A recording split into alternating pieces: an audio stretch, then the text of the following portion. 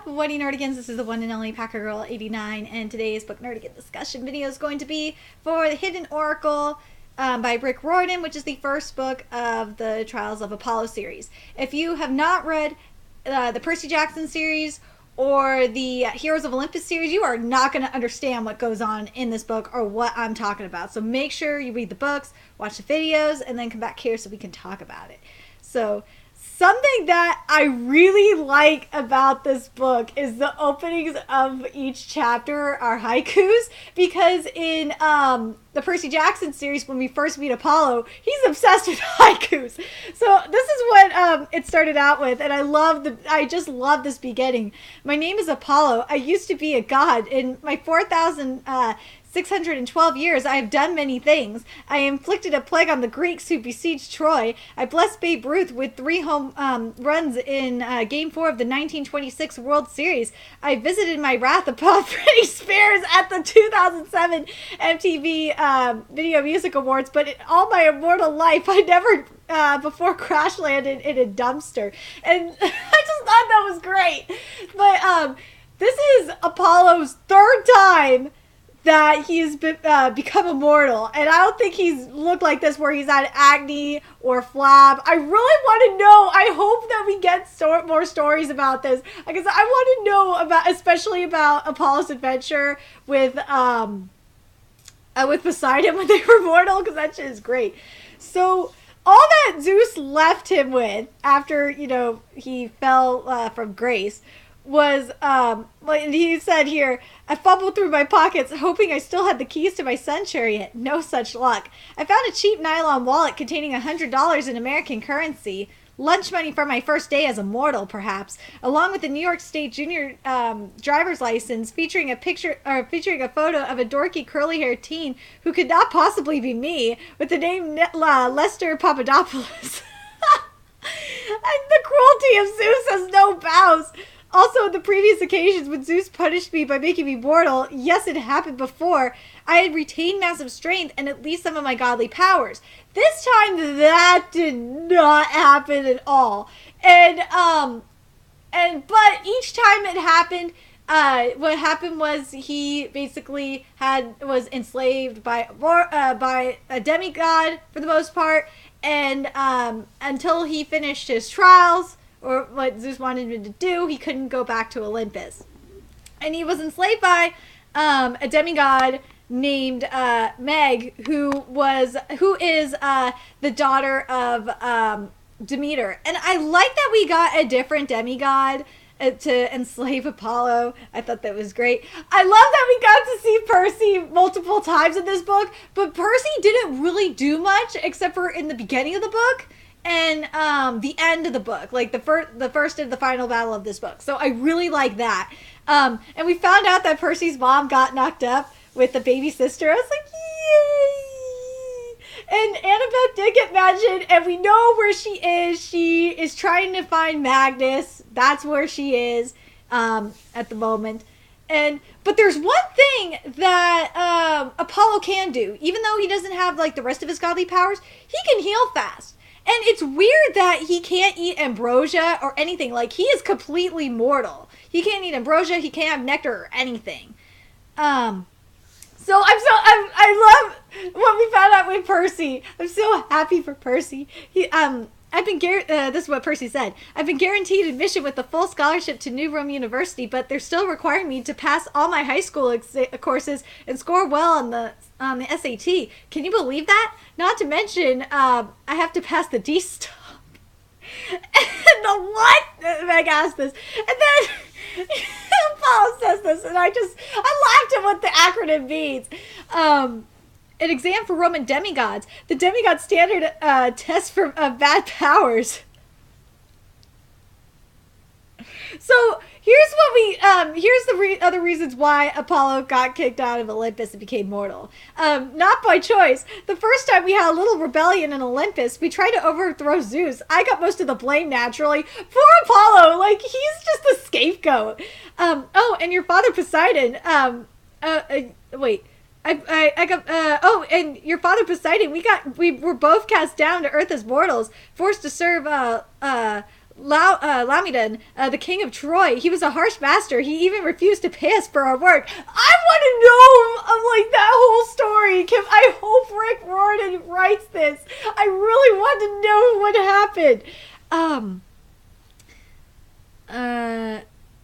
So what happened was the second time Apollo became mortal, Zeus got mad because I killed some of his Cyclopses. At any rate, I was bound to Admetus, the king of the Selene. He was a kind master. I liked him so much, I made all his cows have twin calves. And so then we get to our first battle, which is with the Nosoi plague spirits that can't be killed. That's what Blowfist can't be killed. What Blowfist said, and what Nosoi are the spirits of disease. And this is what Apollo says. Once I was born, spreading illnesses became part of my job. I used plague arrows to strike down naughty populations with smallpox, athlete's foot, that sort of thing. Their track shoes, and escaped the Black Death. And FYI, the Black Death was not my fault. I took 1 century off to lie around the beach in Cabo and came back and found out that the Nosoi had gotten loose and a third of the continent was dead. God, I was so irritated. Poor Apollo. Like, I feel so bad for him. And then, because Meg is the daughter of Demeter, like, I just thought it was cool that she could, daughter of God, the goddess Demeter. She is able to become friends with peach demons. I thought that was cool. Then we have like the grove of hold on a second. Let me scroll down a little bit more because I forgot her name. Crap.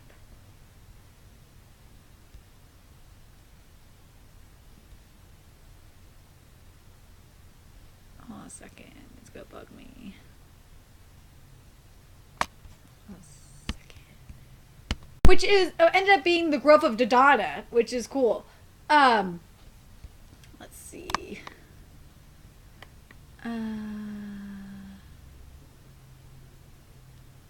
And what the spirit of Dodona was saying, or from the grove, was, Apollo, find me, the fall of the sun, the final verse, the fires will consume me, make haste. And so basically he has to find the gates in the forest.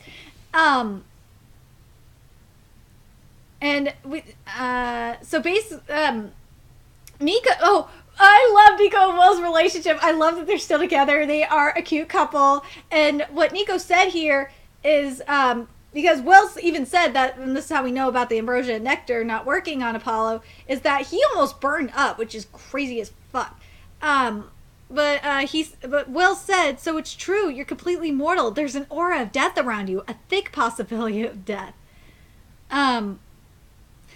Oh, I gotta mention this part. Oh, perhaps some of you are wondering how I felt seeing him with a boyfriend rather than a girlfriend. If that's the case, please. We guys are not hung up about such things. I myself have had, let's see, 33 mortal girlfriends and 11 mortal boyfriends? I've lost count. My greatest two loves, of course, Daphne and Hykanthius, but when you're a god as popular as I am, like, Apollo is a pimp.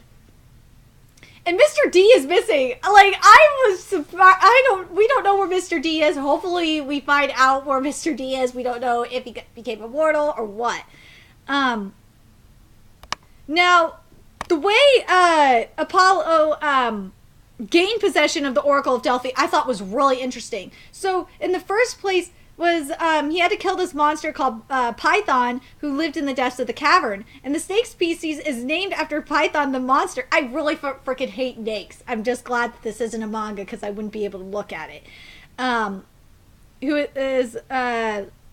is also rather snaky, but who is much bigger and scarier and devours small girls who talk too much. At any rate, last August, while Apollo was basically indisposed because he lost 6 months of his life. His ancient foe Python was released from Tartarus. He reclaimed the cave of Delphi. That's why the oracle stopped working. Basically, the oracle stopped working. Their communications have stopped working, and it's even affecting the mortals too, which I think is crazy. So the original site of the oracle is the deepest taproot of a tree. And I just think that's so cool that the oracles came from trees. The branches and leaves of prophecy may extend across the world. And it just really makes me think of the in the Norse mythology with the golden acorns. That's what it really makes me think of. Let's see. But if the taproot is strangled, the whole tree is in danger. With Python back in residence at his old lair, the spirit of the oracle has been completely blocked. And this is like the effects of the travel and communication being blocked, which was, and this has been going on for a few months. Here it is. We haven't heard from our friends at Camp Jupiter in weeks. No new demigods have arrived. Satyrs aren't reporting from the field. Iris messages no longer work, but recently our phones have stopped working altogether. Mobile, landline, internet. Oh my god, that really sucks. I would hate being without internet. It doesn't seem to matter. Even the archaic form of communication known as email, strangely unreliable. I love that it's the archaic form of communication is email. The messages simply don't arrive. And I thought this was interesting because we go to the Apollo cabin and meet the rest. See the rest of his children. But what I found interesting was his daughter Kayla has two dads, and it means her other father. That is so freaking crazy. And yes, of course, it's possible for a demigod child to spring from such a relationship. Why not? Zeus gave birth to Dionysus with out of his own thigh. Athena once had a child who was created from a handkerchief. Why should such things surprise you? Gods are capable of infinite marvels. That is just so cool. And I felt so bad for Apollo, and when he broke his oath, especially when he said that he swore on the river Styx not to touch another bow or string until he becomes a god again. I was like, when I read this, I was like, Apollo, why? Why did you do it? That was stupid. And oh my god, when Apollo had like the visions and the nightmares, especially about Daphne, oh my god, it broke my heart. I was crying. I was like, no, poor Apollo. But anyway, and also remember the labyrinth is back too, and the labyrinth has gotten bigger since the death of Daedalus. Apollo was beginning to understand what he meant. The air seemed fresher, as if the maze hadn't been chewing up quite so many bodies. The walls didn't radiate the same malignant heat. As far as I could tell, this is from Apollo's point of view, they weren't oozing blood or slime either, which was a definite improvement. In the old days, you couldn't take a step inside Daedalus's labyrinth without sensing its all-consuming desire. I will destroy your mind and your body. Now the atmosphere was sleepier, the message not quite as virulent. And hey, if you die in here, that's cool. And the labyrinth still leads you to your desires. And in this case, and this is it happened because Harley designed a race for the apples, and it happened because, that was the. And I think how Apollo was led to the to Python was because of his desire. Like Apollo's desire to figure out what the fuck is going on led him there, and what the beast sounds like in the organization, the Trifonia, the corporation Trifonius, it sounds like a mafia. Like the way, because what Meg, how she described it was she kidnapped demigods and shit, and I'm just like I'm just like thinking, God, and she said that. But I don't know if it's true or not. I honestly don't know. But Meg said that the beast killed her dad, and she wouldn't work for him. But I think she's suffering from Stockholm syndrome, and I feel because she's been abused by Nero. I swear. I'm very curious what you guys think, because especially at the end when she returned to him, I was just like, Oh my god!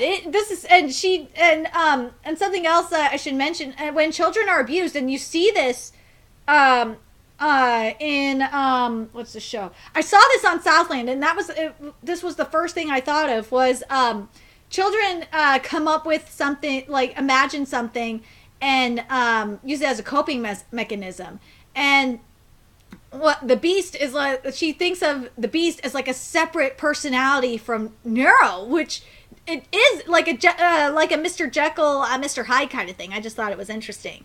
um so Rachel does her research, and she comes via helicopter, and she said the company that is causing all these shenanigans, or thus far that she knows, is triumvirate, and what that is a ruling council of three, which makes complete sense because of the three Roman emperors. One on the Nero in the East Coast, you have one in the Midwest, and based on the rest of the prophecy, we're thinking it's Indiana, and you have one in the West Coast. And I would think I kind of have a feeling that Nero's either in I kind of feeling he's in California, like in NorCal or SoCal. He's not gonna be in Central Cal, but like it would be so cool if he was in SoCal, because that's where the where Hades is. But I have a feeling he's closer to Camp Jupiter. That's my gut feeling, is that he's in the Bay Area. And we found out what I thought was the triumvirate, I should say, that's what it meant in ancient Rome. But we found out that this company not only funded Octavian, because remember Octavian mentioned that he was getting funded. We found out he was getting funded by Octavian, but Luke got funded by Octavian too, or not Octavian, by triumvirate too. I'm just like, whoa, that was just shocking as hell.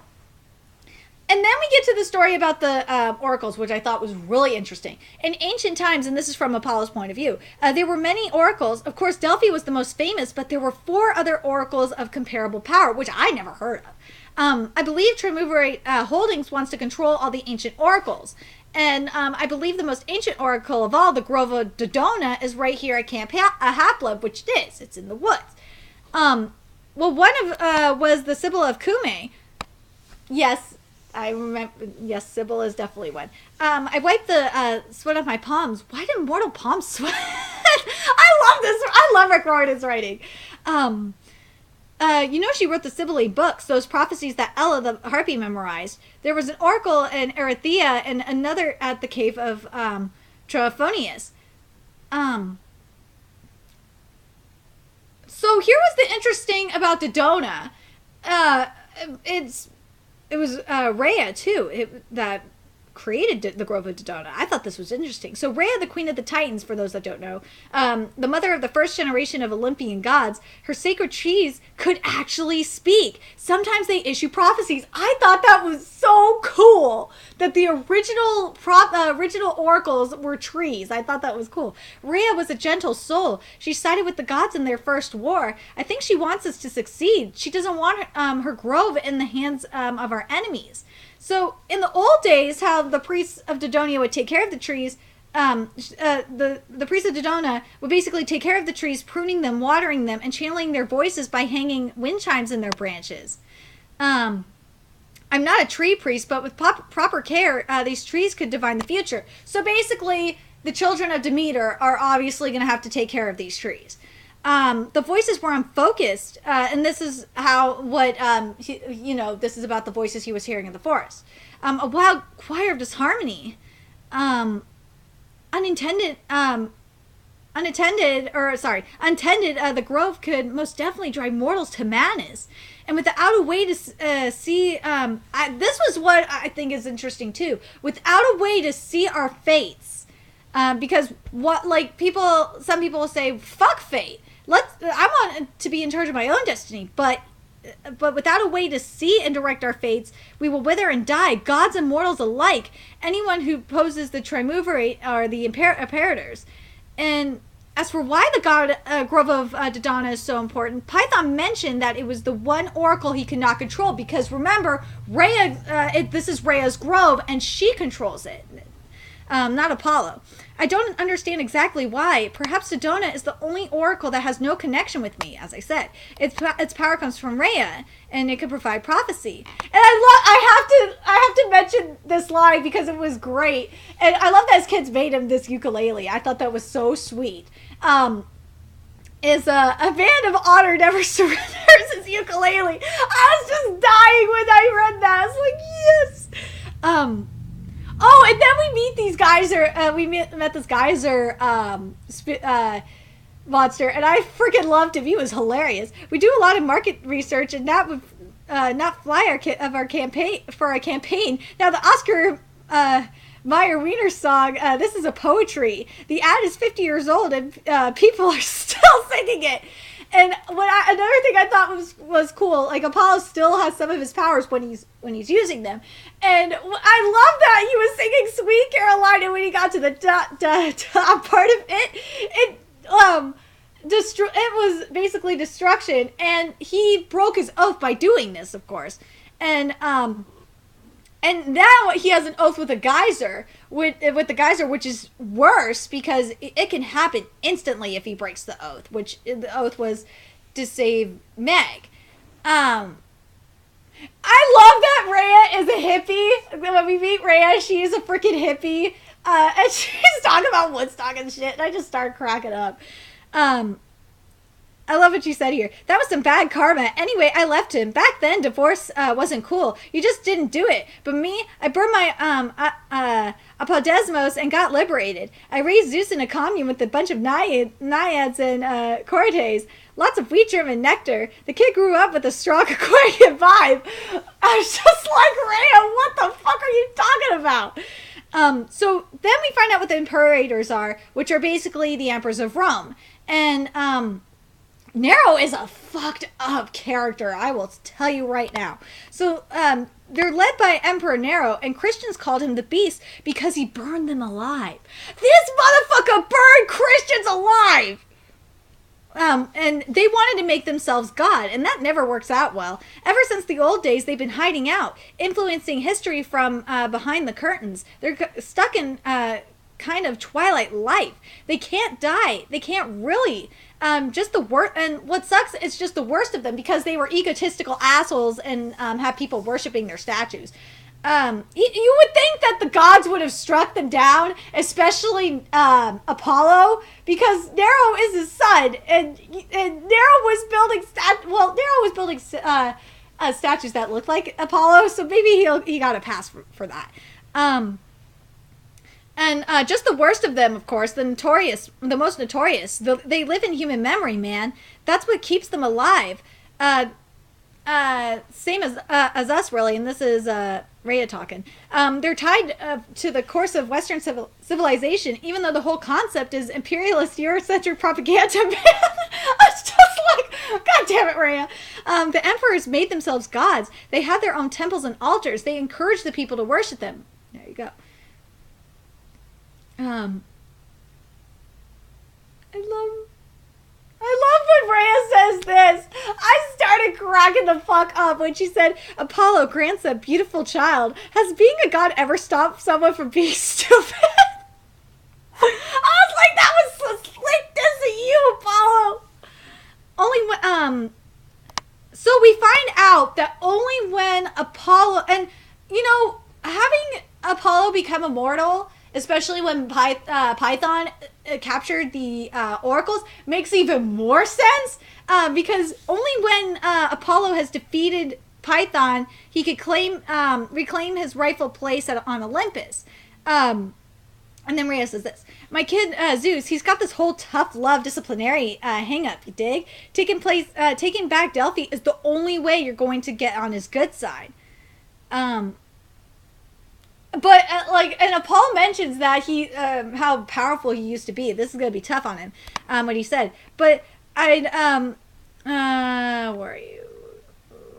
But he'd had success breaking down buildings with arrows before. In 464 BCE, I caused an earthquake that wiped out most of Sparta by hitting a fault line in the right angle. I never liked the Spartans much. I love Apollo. Oh my god, when he used the fucking Brazilian scarf everything. I was just like, you better fear that Brazilian scarf. I'm curious what that thing is made of. Oh, and then, I loved when he was singing Dance by Nas to get on the Queen's good side. Which I have to say, one of the most moving odes to mothers that I ever inspired an artist to write. You're welcome, Nas. I took some liberties with the lyrics. I may have changed angel to broad mother and woman to insect, but the sentiment remained. I serenaded the pregnant queen, channeling my love for my own dear mother, Lita. When I sang that I could only wish to marry a woman or insect. So fine someday, my heartbreak was real. I would never have such a partner. It was not in my destiny. Oh my god. Okay, now we gotta talk about Nero himself. Nero is already a fucked up character, but him and his followers, like his followers, the Germani, really remind me a lot of the Trump supporters, and also in a way of liberals too, because they are just sheeple, just going with the flock. They don't care about facts. They just are spoon-fed opinions, so to speak. So Germani are his supporters, and Nero put his hand to his chest. I'm hurt. My barbarian friends are loyal subjects of the Julian dynasty, and of course we are all descended from you, Lord Apollo. I didn't need the reminder. I've been so proud of my son, the original Octavian, later Caesar Augustus. After his death, his descendants became increasingly arrogant and unstable, which I blame on their mortal DNA. They certainly didn't get those qualities from me. Apollo, you're full of crap on that. Nero had been the last of the Julian line. I had not wept when he died. Now here he was, as grotesque and chinless as ever. He's an ugly motherfucker. And then he was going to do something stupid, which is light the grove on fire. And Meg didn't believe him. And that's what I mean by Stockholm Syndrome. Let's see. Not unless he forced me to. I'm a reasonable god, Emperor Apollo. I'd much rather have the Grove of Dodona under my control if it can be managed, but I certainly can't allow you to use it. You had your chance at being the guardian of the oracles. You failed miserably. Now it's my responsibility. Mine and my partner's. And the three of us have come to an agreement. We have divided up the new empire, by which I mean North America. Once we have the oracles, we'll expand and do what Romans have always done best, of course, conquer the world. Nero, there's kind of a flaw in your plan here. I don't think Magnus Chase would allow that, and I don't think the Keynes family would allow that either. Oh my god, when Nero said this, I started cracking the fuck up. Let's see, where is it? Which was, for me to fake completely now is bullcrap, because I'm immortal of Wikipedia. I winced. I was now fully convinced of Nero's insanity. Wikipedia was always getting my stuff wrong about me. I was like, thank you, Apollo. And this is what Apollo was saying to try and convince Meg to just to get away from Nero. And this shows you how screwed up Nero is as a character. After the Great Fire, instead of rebuilding the houses on Palatine Hill, Nero leveled the neighborhood and built a new palace, the Domus Aurea. You had the nerve to put a 100-foot tall bronze statue in your front lawn, a statue of yourself as Sol Apollo, the sun god. In other words, you claim to be me. Why did you strike him down then, Apollo? Why? You should have struck him down then.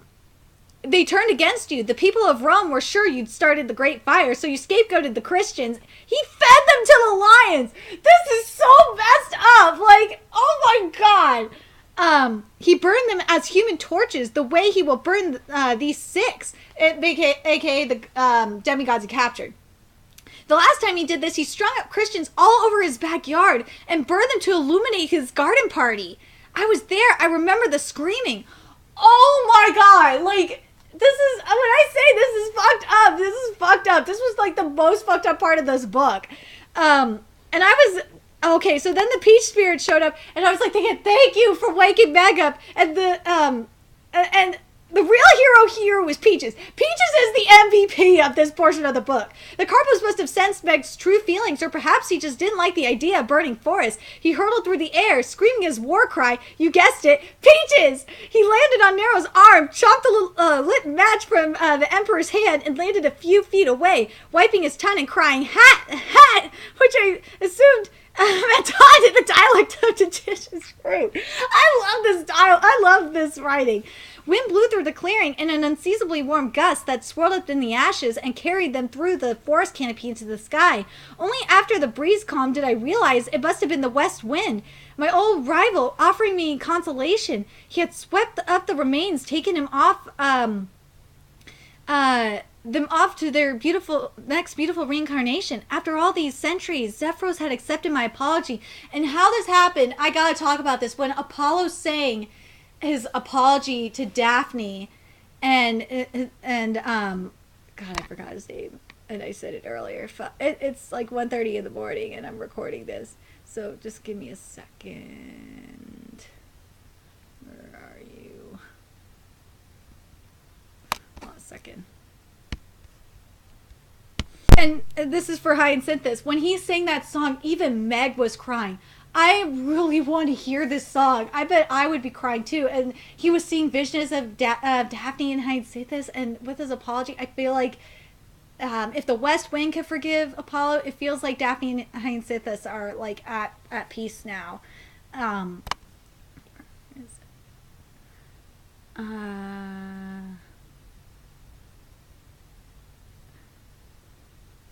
There was one, and here's a little bit more of the prophecy. There once was a god named Apollo who plunged in a cave blue and hollow. Upon a three-seater, the bronze fire eater was a forced death and madness to swallow. And of course, I was so happy because near the end of the book, we found out who it was, and it was Leo and Calypso, and of course Festus. And I was so happy that his journey is going to be with Leo and Calypso. Oh my god! And it makes more sense why the demigods are spread out around the country, because we're gonna see them. And I'm telling you, Jason and Piper and Hazel and Frank are gonna help with the last emperor. I'm calling it now. Let's see. And of course, Meg ran the fuck away. I was like, damn it, Meg. I got a feeling part of the final fight against Nero is gonna involve Meg, and and then she'll turn on Neros, hopefully. Then we got the attack of the Celestial Bronze Colossus. And the Colossus was supposed to be Nero as the sun god, but the Emperor had wisely made the face resemble mine more closely than his.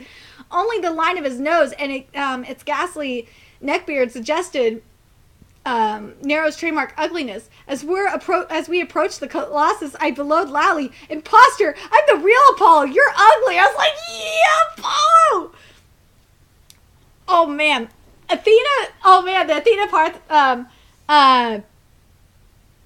where is it? Parthenos, oh my god, she did a lot of crazy shit in this book too. So only on Half-Blood Hill, a silver aura surrounded the Athena Parthios. I wasn't sure the demigods could see it, but every so often a beam of ultraviolet light shot from Athena's helmet like a search lamp, hitting on the Colossus' chest and pushing back the invader. Next to her, in the tall pine tree, the golden fleece blazed with fiery energy. The dragon Pegasus hissed and paced around the trunk, ready to defend his turf. I think that's so cool that like the golden fleece and the peanut Parthenos just sensed that Camp Half-Blood was in danger, and they protected it. I thought that was cool. So then, like the way that Apollo defeated how he defeated the Colossus was great. He used a plague arrow, and oh my god, the arrow he got from the Grove was annoying as shit because it kept talking, and he talked in Old English too, and it was funny as hell. A plague arrow, I explained. I'm going to, and this is what Apollo's from his point of view. I'm going to enchant an arrow with sickness. He enchanted it with hay fever. I just started laughing. I was like, out of all the diseases, it was hay fever. But it was kind of a good thing because the rest of the camp got affected by it. then shoot it into the statue's ear. Its head is hollow. The ears are the only opening. The arrow should release enough disease to kill the Colossus's animating power, at least disable it. And we find out, and I think this is really interesting, that if the camp's hearth gets destroyed, the sacred, because that's the sacred shrine of Hestia, remember that, he would extinguish the very soul of the camp, and the valley would be cursed and uninhabitable for generations, and Camp Half-Blood would cease to exist. I thought that was really interesting. Oh my god, so then Percy showed up, and that's when the battle got, like, really great, and Apollo was down on himself for a little bit. I was like, Apollo, stop it. Stop hating yourself. And then, I thought the best part of this battle was when the Colossus sneezed his head off. I was dying. Oh my god, that shit was funny. But yeah, everyone got hay fever, and of course the Apollo cabin had to take care of them. And oh my god, what was I gonna say? Oh, and then the statue, Percy took it down to Neptune, or not Neptune, to Poseidon's palace. I thought that was cool. So it's going to be a garden statue. And I love that Leo and Calypso are going with Apollo. I think that's awesome. And something that I thought was interesting about, and it makes sense, especially for Calypso, because ever since she left Ogygia, she has no powers, and she's fully mortal, and she keeps hoping that, her powers will return. And I'm very curious if she helps Apollo complete his trials. I wonder if she'll get her powers back. I'm curious what you guys think about that. And I loved how everyone, like, as soon as Leo returned, everyone just punched Leo. I thought that was great. And it ends with this: living fully and without fear. If she could do it, then so could the brilliant, fabulous Apollo. Yes, if she could do it. And I love Leo and Calypso together. They are so cute. They're so cute. Singing is good for the spirits. You should never miss an opportunity to sing. Calypso smiled. I can't believe I'm saying this, but for once I agree with Apollo.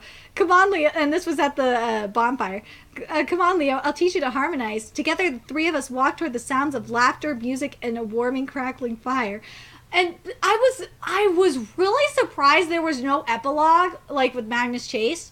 Like, if there was an epilogue, what I would have loved to see is, like, Nero contacting the other two emperors. I thought that would have been really cool, especially the next one that we're going to, which I think is going to be the Indiana one, in the Midwest. But overall, like, this book was really good. And, man, all the Rick Riordan books I'm reading for the first time, which include the Magnus Chase series and obviously the Trials of Apollo, are so goddamn good.